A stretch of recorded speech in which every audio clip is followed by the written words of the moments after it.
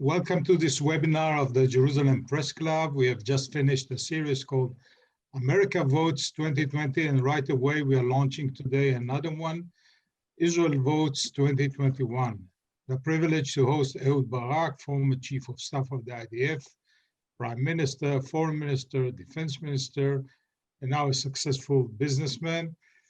In the coming 30 minutes or so, we'll be talking about three issues: Israeli politics, Iran, and Israel-US relations under Biden.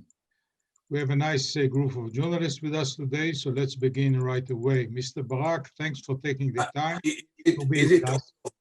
It's all on the record? On the record. If there's something you wish to say off the record, tell us, and we'll define it as off the record. So thanks for taking the time to be with us. We are happy to host you. You are known for your ability to explain complex situations in few sharp words and sentences. So why don't we start with you becoming a More Nevochim, a guide for the perplexed, and tell us what's going on here in the Israeli political arena. I can probably make it in few sentences in Hebrew. I can't in English. That's a complicated thing for me. I think that it's a bizarre situation. I think that none of you is coming from a country where there were 4 different national election campaigns in the last 2 years. It probably happened in Europe somewhere, the first part of the 20th century, and that didn't end well. And it's quite bizarre situation. First of all, it shows a huge political, not just political, deep crisis in Israel. To the best of my judgment, in spite of the vote, the Knesset that on kind of one vote over 50%. Ended up with an announcement that we want the Knesset to be dismantled going to election. There are still three votes to go through. And to my best judgment, neither Benny Gantz nor Bibi Netanyahu do not want to see a new election. They don't need it. It can hurt them. And even some 40% of the Knesset members, probably 45 of them, are afraid not to be in the next Knesset. And many of them just became members of Knesset for the first time. So basically, the Knesset wants to stay. So it would not be inconceivable for me to see that next week some compromise might be found that will enable the Knesset to go for another 4 or 5 months. However, whatever way you looked into it, it's a real crisis. Netanyahu failed to reach a clear majority in the last 3 campaigns. It is only the naivete and total inexperienced nature of blue and white of Gantz political experience, which led to this somewhat strange capitulation to Bibi's maneuvers that ended up with Gantz used the biggest biggest fraction of Israeli electorate ever given to a single person in the last generation, probably, in order to remove Netanyahu, ended up with supporting a government led by Netanyahu. But having said that, the left wing is also center to left is also totally disorganized. What happened with Gantz and his number 2 Ashkenazi basically sent a shock wave through the Israeli perception that the kind of brand of political leader just came from the armed forces, serving as the head of or chief of staff. Kind of example set by Rabin, by myself, to an extent by Sharon. This brand lost his spell on the people in a very frustrating manner. And the same is for any hope, the very idea that you can see people that all of us knew, no one knew whether how they will be in politics, but every citizen knew them very closely because of their roles for decades in the armed forces.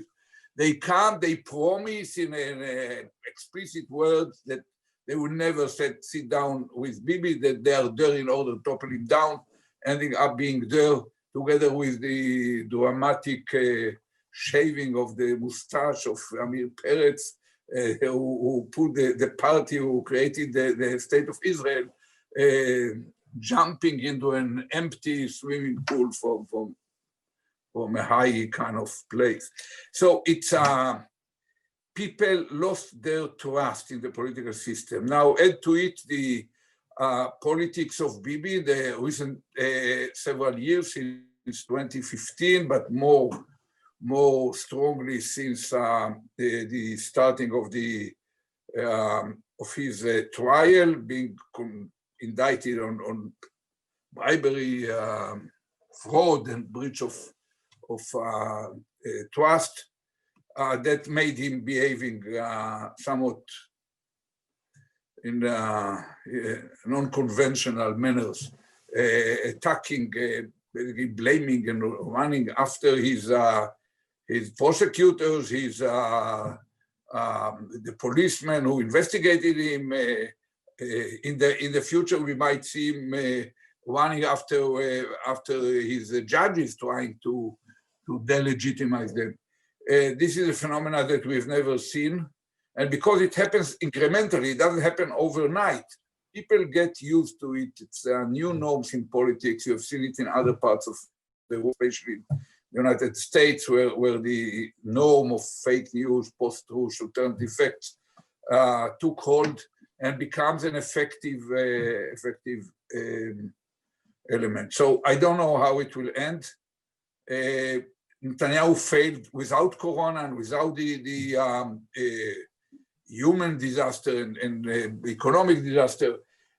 So normally it would be hard to see how we can win with Corona and with this economic crisis.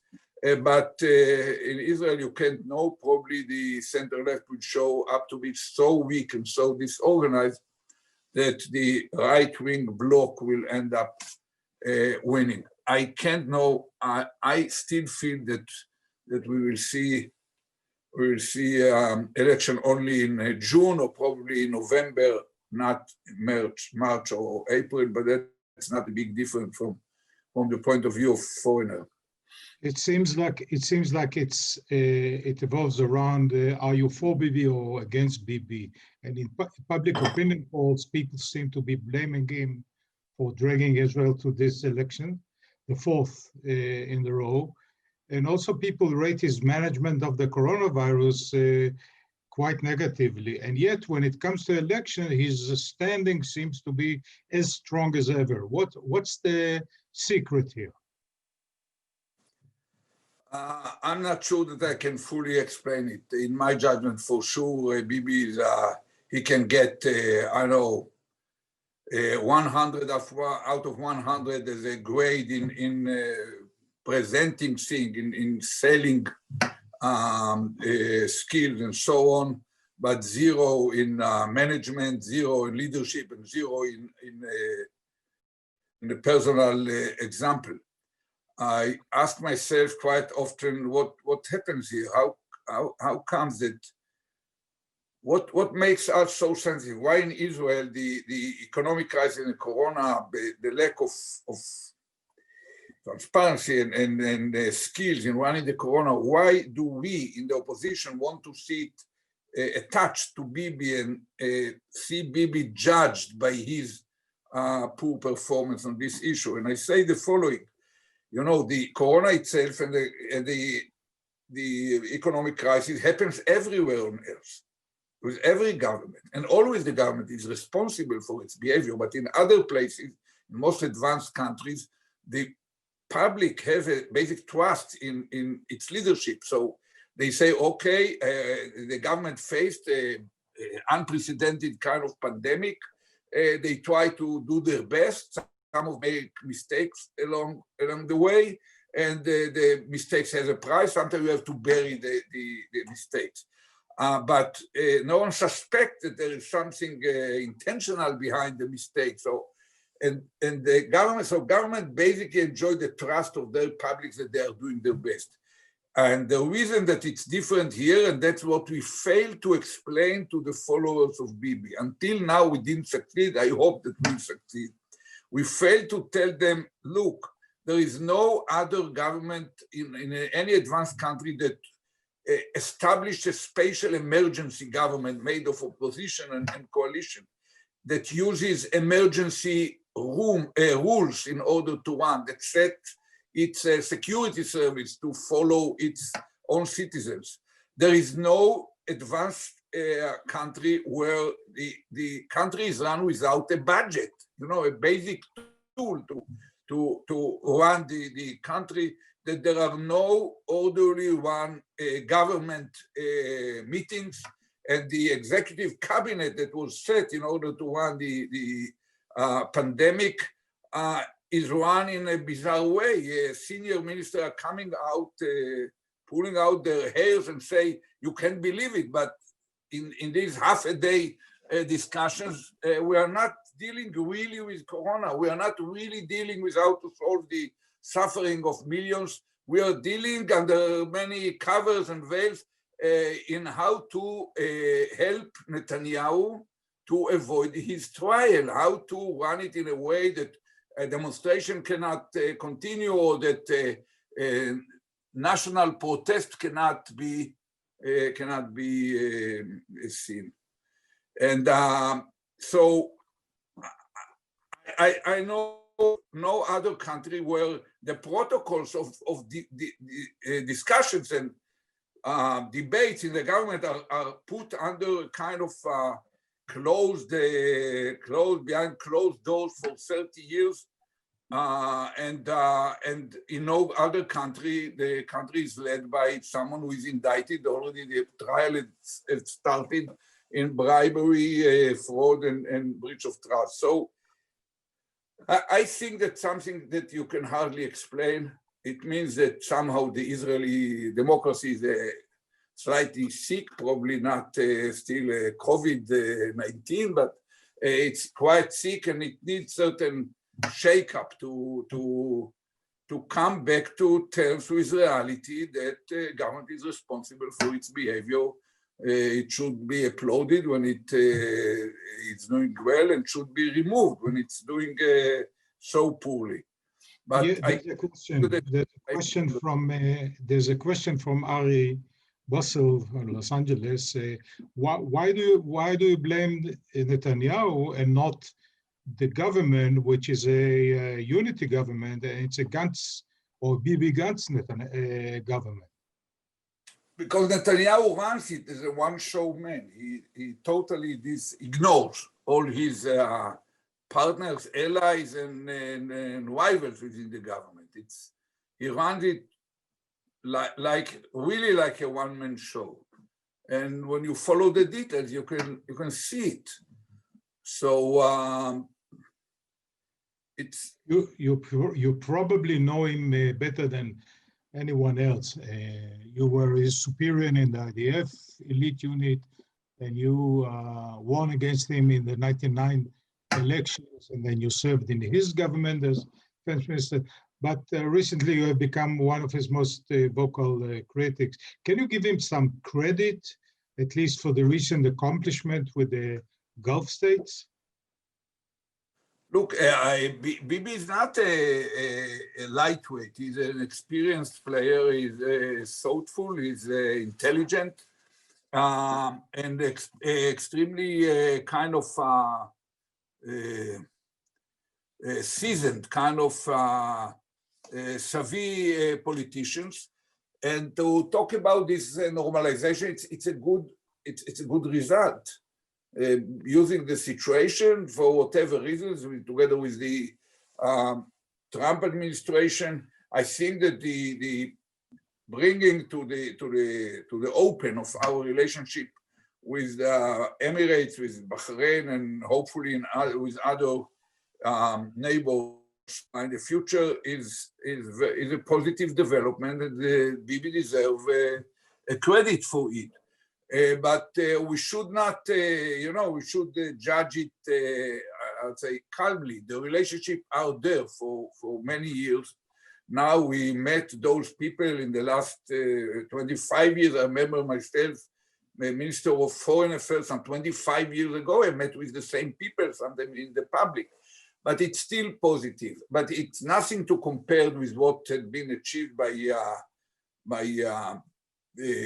Sadat and Begin in the peace with Egypt, or by Rabin, peace with Jordan, and the second one could not have ever happened without the breakthrough, even however partial and preliminary, with the Palestinians which led by Rabin and Peres. Bibi tries to tell us a story that he invented a new idea how to make a deal of peace for peace, rather than peace for whatever, for territories or for other compromise. That's not true. This peace for peace, or this kind of normalizing our kind of hidden relationship with those countries who never fought against Israel and were friendly all along the time, could not have happened without those pieces of the past that carry the price, and it won't solve the real issue, the elephant in the room, which is our relation with the Palestinians. We'll talk about that in a second, but you like to call yourself a concerned citizen, but some or many believe that you still have the urge for a comeback. Are you contemplating these kind of ideas? Not at this stage. I don't hide. I don't pretend to be too humble. I said once and again on TV stations and radio interviews that if for some reason Bibi won't be able to continue to be a prime minister, and there is a need to find an Israeli citizen who can take the wheel at 6 hours early notice, and every citizen can sleep well the same night, even if we are in the middle of a political or diplomatic or security related crisis. So I'm better equipped to do it than any other citizen, including Bibi, to the best of my judgment. But that doesn't make it an effective kind of tactics for policy. And I said more than once that I prefer not to do it, not to be there as of now. And the kind of conditions that might cause me to consider it are so kind of grave that I hope we won't reach there. I think that Israel needs a restart, that Israel needs a different leadership, fresh, new, probably a generation or probably 2 generations younger than I am, preferably with a woman at the top. I look around the world fighting the COVID. I look at New Zealand, I look at Germany, I look at Israel, I look at some of the Scandinavians. You see that women, to the best of my judgment, are better equipped to deal with such kind of crises. They bring to the table much less ego, much more. Generally speaking, you can find men and women of different types, but basically women coming with less ego is more predisposition to cooperate, to look at the real issues, not how it appears, how it impresses. I see the few journalists, female journalists, who I can see smiling approvingly. In Haaretz today, there is a letter to the editor, which I'm sure you noticed, which says there's no other choice but Ehud Barak, because if everybody on the center-left unite under your leadership, the center-right can be beaten. Do you fancy such a scenario? The goal type, the goal set it is mentioned and waited for the public to call, but knowing all the egos involved, Lapid, Gantz, Khudai, Eisenkot, is it a realistic scenario? I don't know, I hope not. I cannot, I prefer to see it as an expression of the Israeli attitude, unlike Denmark or I don't know, Netherlands, where you expect a prime minister to face a complicated internal political situation, but not existential kind of threats or external threats with very heavy weight. Israel, I used to tell American presidents that I envy them, to lead America is the most powerful role on earth, but it's like driving a Formula One on a runway of a main airport. You drive in 200 miles per hour, but you have wide margins. In Israel, I used to tell them to run. Israel is like walking on a tight rope between two cliffs. You have to invest 90% of your energy just staying there. It's not the tolerances are extremely narrow and subtle. And so basically, we Israelis, we all send our kids to after the military service to go to the Himalayas or to the Cordillera de los Andes. And when your son or daughter find themselves in a rainy day driving on an unpaved road somewhere 4,000 meters over the sea level with a cliff on one hand and then the abyss on the other hand, and it's rainy day, you want at least to know that the driver had did it several times, that he understands what are the risks. And if it's too dangerous, he will say, no, we are not driving today. So there is something like that in Israel. In Israel, under the present situation, normally people who were elected presidents, if it were not electing prime minister, if it were not in the 3 cases of direct election, always the man who was elected was either prime minister at the day of election or somewhere in the past. So Israelis somehow are reluctant to elect someone who was not there. There is a huge edge of Bibi because for many voters, he is the only one that they remember. Voters under 20 can hardly remember what happened there, that Bibi was not there. So I hope that the need to see someone like me in power will not be so urgent that I will have to start to consider. But I think that short of this, let's say, assume you're not. Let me add one sentence. I think that our generation, we can help. We can come with our experience with Gravitas to make, if there is a new leadership that emerges, we can be there to support them without even being serving as members of Knesset. But you can help them in many ways to assure the public that the absence of lack of experience will not turn against them, not in the political arena and not in the execution arena. A question from Alfred Müller, German media. How can the Israeli center-left be revived?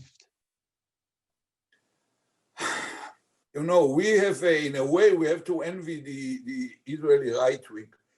I put it in a bracket because I think that in the present election, because of COVID-19 and because of the severity of the economic crisis, we can afford put on the shelf for several years issues like annexation of areas in Judea and Samaria, or even having a substantial political process with the Palestinians. We can put all these issues that used to divide right and left, to put them on the shelf for a time and fight for the eliminate the suffering of people and to solve the corona. But but when you look at this picture, you know, when you look at the previous picture, I call it of right and left, the right wing in Israel have an imposing, emotionally compelling vision that comes with it make people inspired, and it needs a sacrifice. To the best of my judgment, that's a messianic vision that led us into disasters in the past, and the record is there in the Talmud. You can read it in the history books. You can read it. So, but I cannot deny that it's really inspiring. When you look at the people, they feel that they are full with something that is bigger than them, goes beyond their skin, beyond their life span, and will leave an imprint on history. And the left, center left, who is responsible for building this country, for bringing it into this situation where it is regional power that cannot be existentially threatened by any neighbor.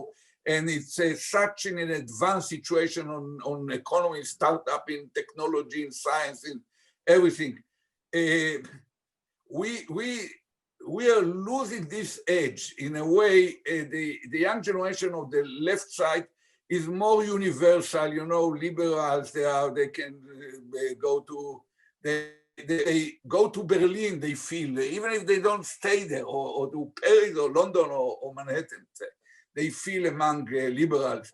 It's tougher in every place. I believe that in every country, it's tougher to fight from the center left side against right wing ultra-nationalist movement.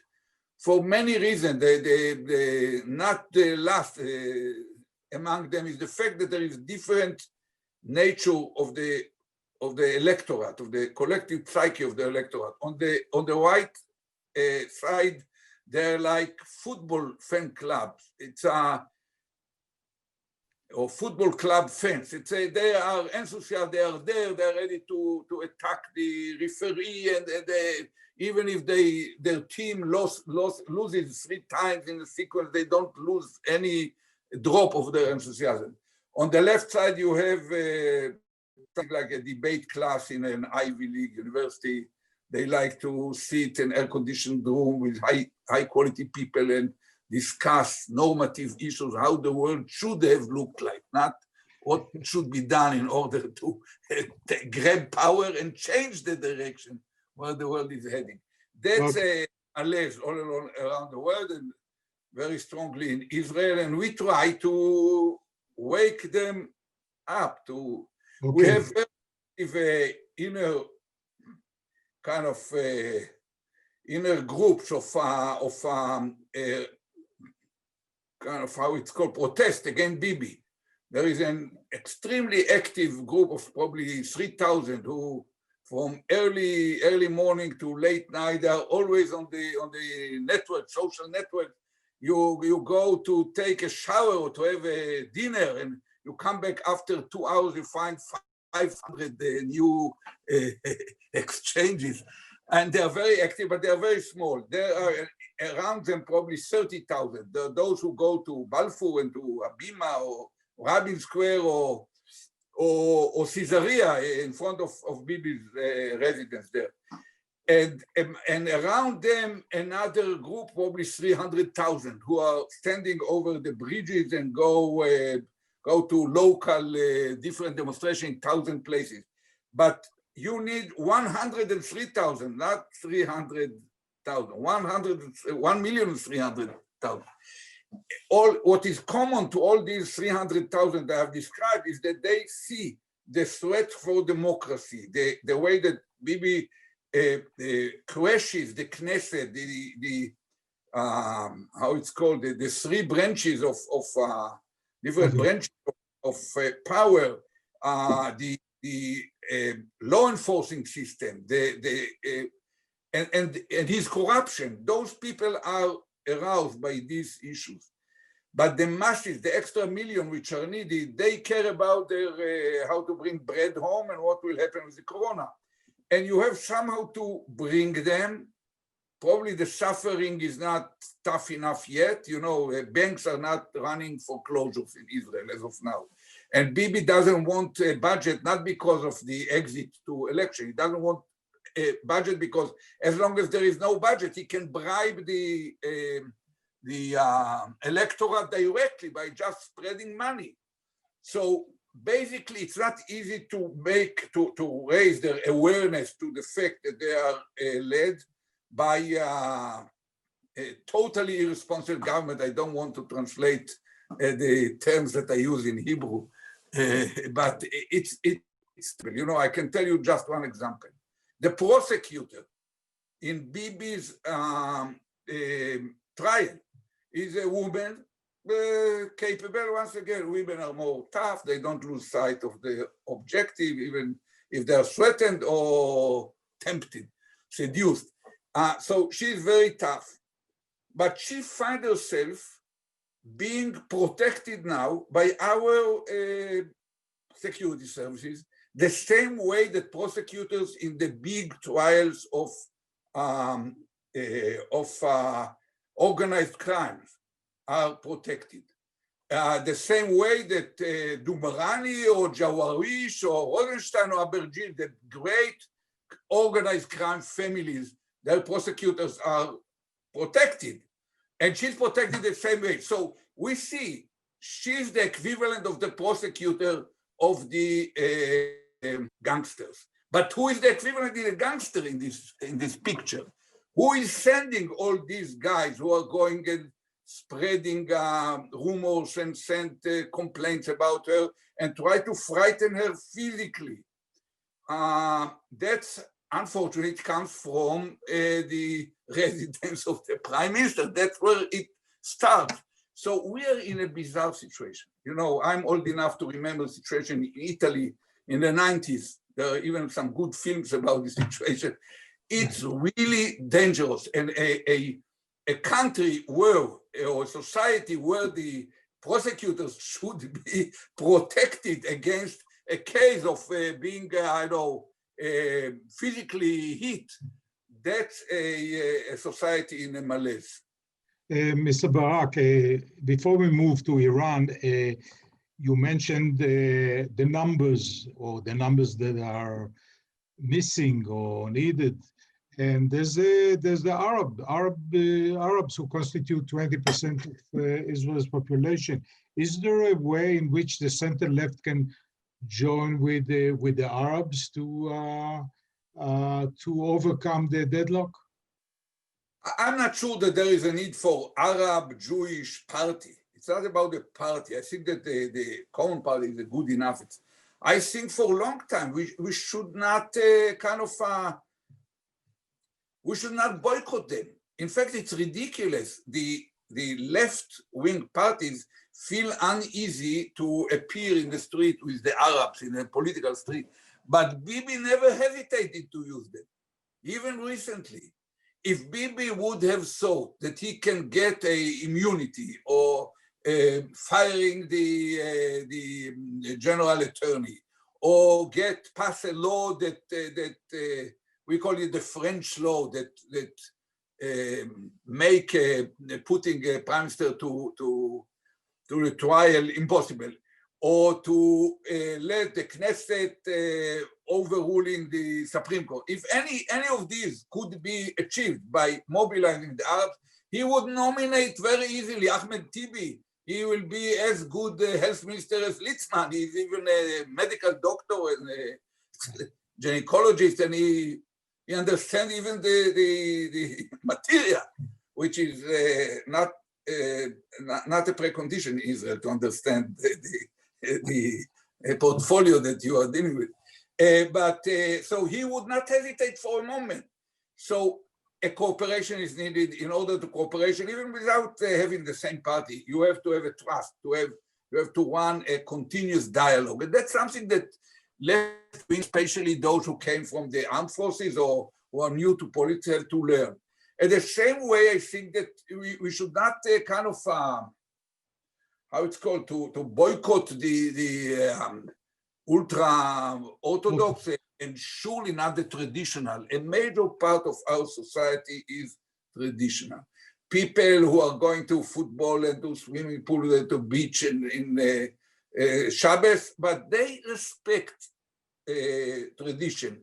They go to synagogue in the big holidays, or probably even in Shabbos morning, but afterward they drive. But they feel, when you feel alienated and strange to our heritage, they feel discomfort. And we all know elections are not decided over the ears inside your people's brain, but much closer to their gut somehow. It's an emotional issue.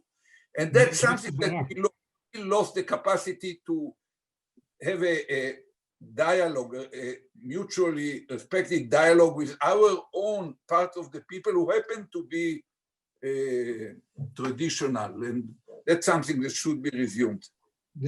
Joe Federman from AP asks, is there a way to fix the Israeli democracy so that it starts functioning again? Is there some institutional or basic changes should be made?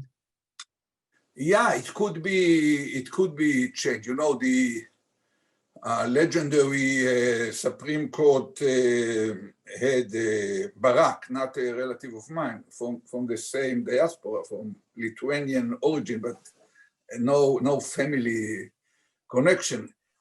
He used to say that the Israeli system is a hybrid of the American system, but without checks and balances, and the British system, but without the British tradition. He didn't add without the British character. But so it's not easy. It's not a normal situation. It was created under the pressures of the birth moments of the country, Ben-Gurion, that supposedly had the Knesset to be the body that will decide the constitution and then disperse itself and run election. He yielded to the inertia, and it was more comfortable for him to make it a parliament. And this remained a missing point.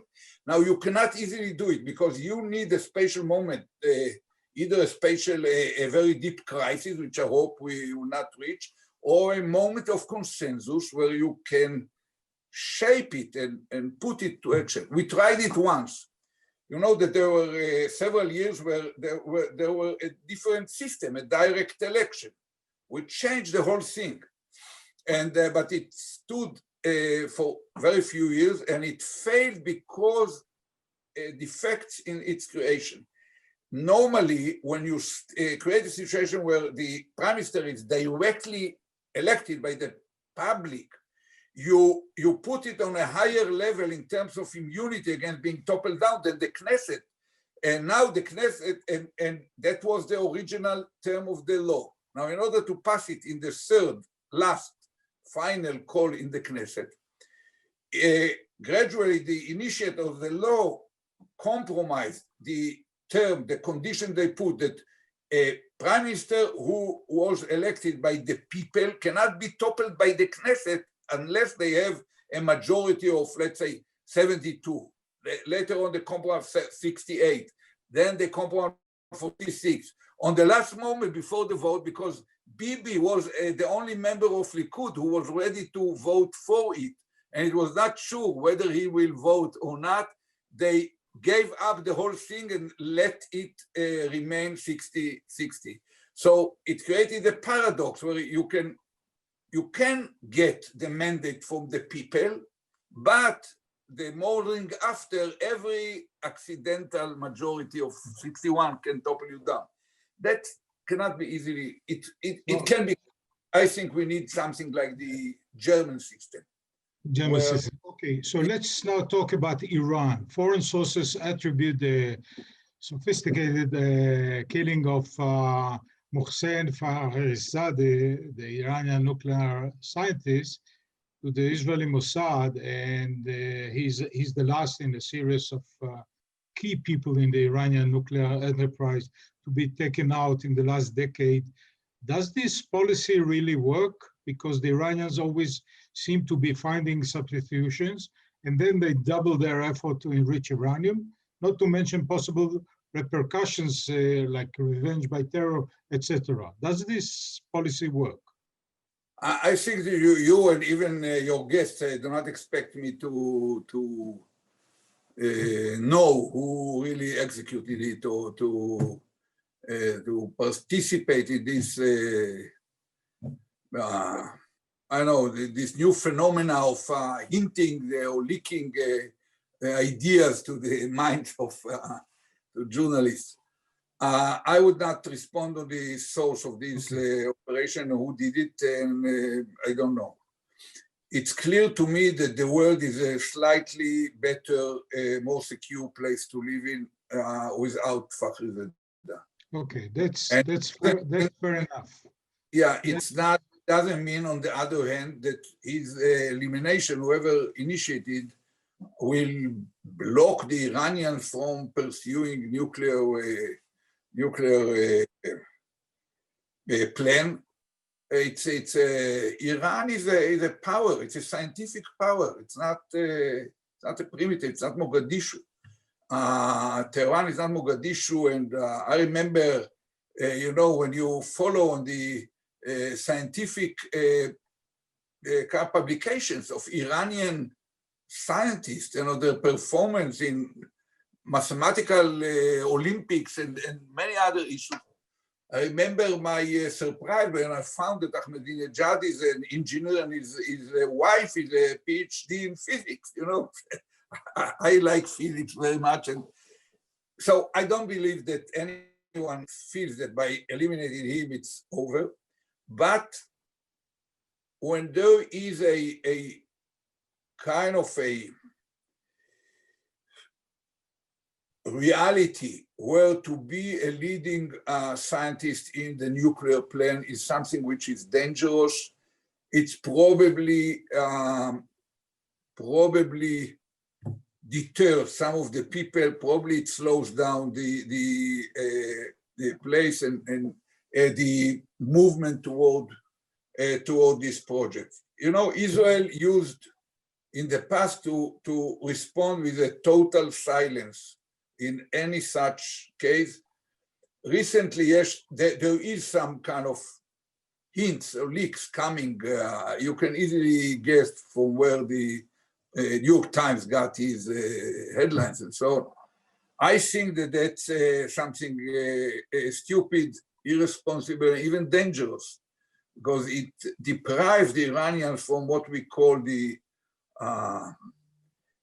room for deniability. They cannot say, you know, when you push it at them, not just the damage that comes out with the elimination of such a person, but also the insult with a leadership which is not totally accepted by their own people, or not happily so.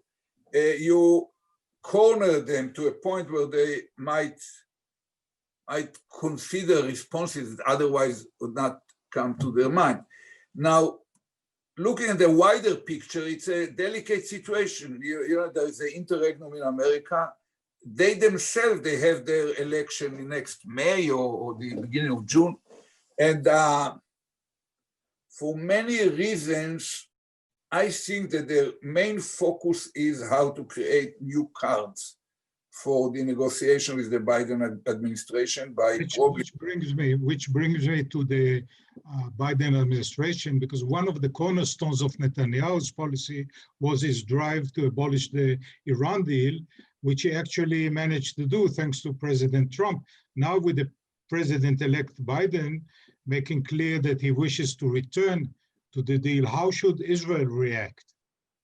I don't think that we have to pretend to be able to decide for the Americans. We can have open conversation. We can tell them what we think about this or that phenomenon. We should not pretend to be able to drive them or steer them. I think that Netanyahu made major mistake by the way that he behaved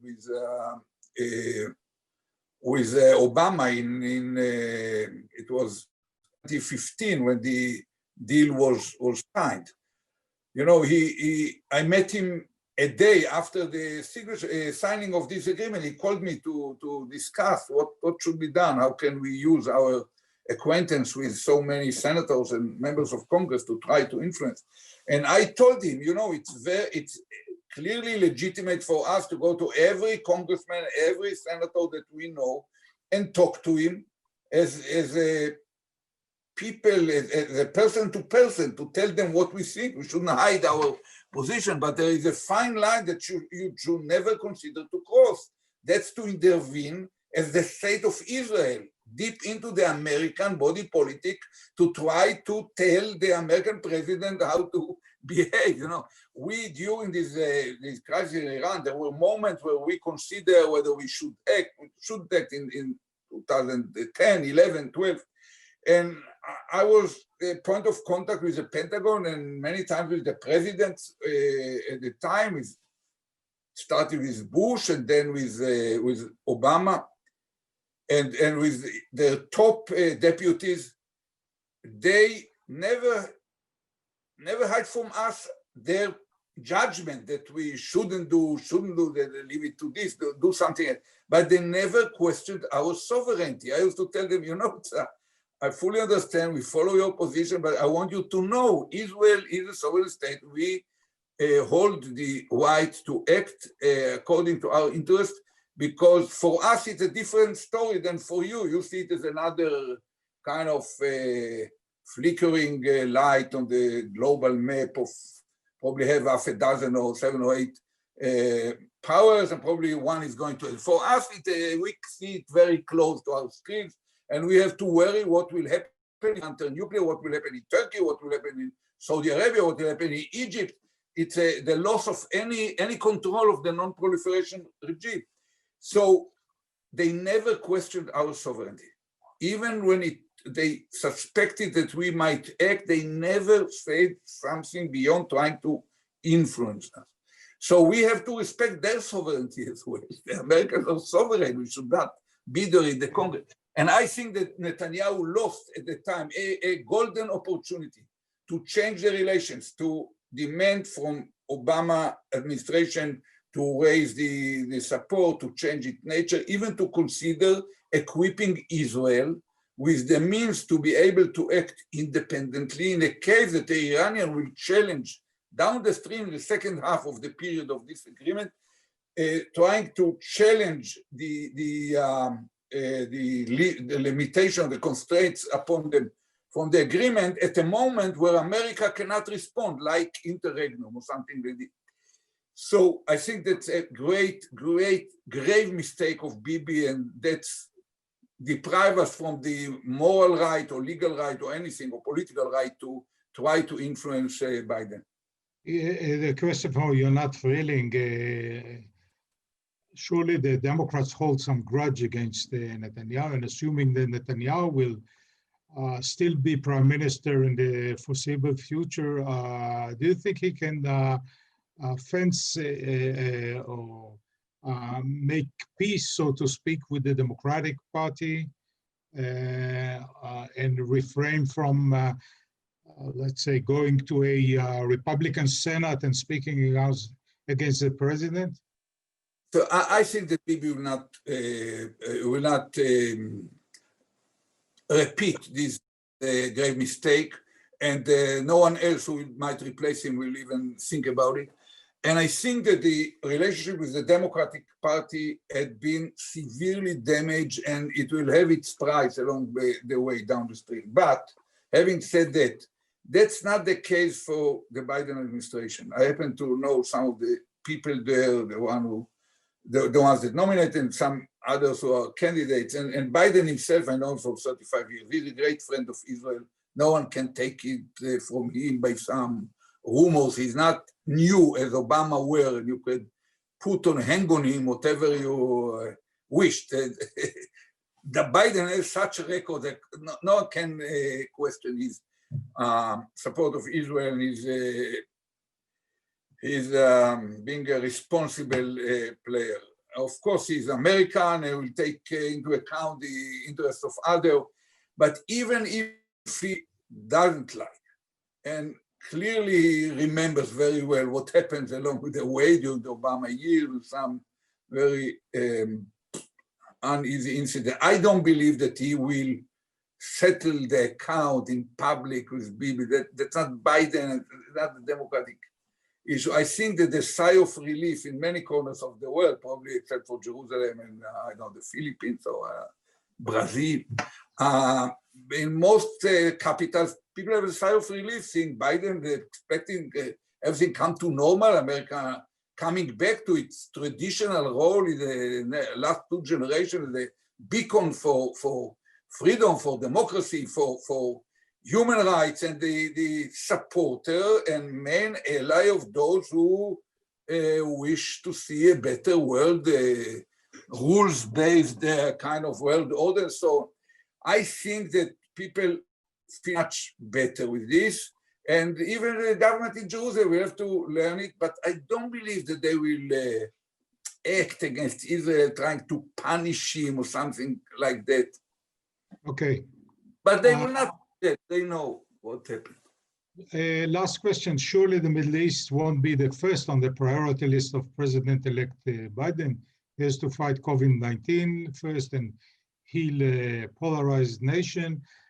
But let's assume he calls you and asks for your advice how to jumpstart the failed Israeli-Palestinian peace process. What would you say to him? I know. I think that even on the world arena, yes, you know, I think that resuming normal relations with Europe to deal with China and its influence and make sure that China will not be defined as an enemy and kind of a demon, but as a competitor, a rival with certain edges, but some power that you have to manage, to act. You know, not being hyperactive, and beware of defining it in a way that just the verbal and a public relation and the following noise will make a complicated situation even more complicated. So I think that we are on the back burner. And even the Iranian issue, except for the readiness for some deterioration, has to be delayed probably until after the election there. And anything in between until next June will be probably, you know, under the surface or indirectly, not at the headlines. So it's not urgent. And the relation between us and the Palestinians is not urgent. You don't see, I think that if you just can continue this good start of Trump in trying to bring more neighbors to legalize, to legitimize the relationship to Israel, that's good on its own. Probably to try to bring the Qataris in and through them to influence probably the Hamas and to mitigate the tension between Gaza and Ramallah, which is partly an obstacle for any new effort between us and the Palestinians.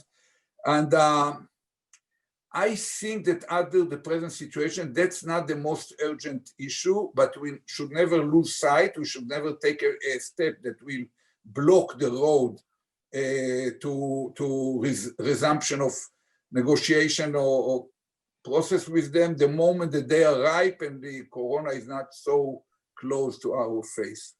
Mr. Barak, I think I'm speaking on behalf of everybody here.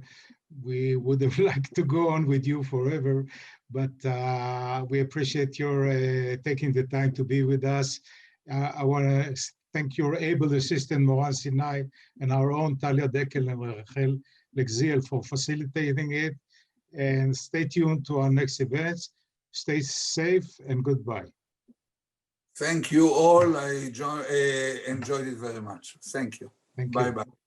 We hope you enjoyed that briefing by the Jerusalem Press Club. If you did, like the video and hit the subscribe button to stay up to date with all of our future content.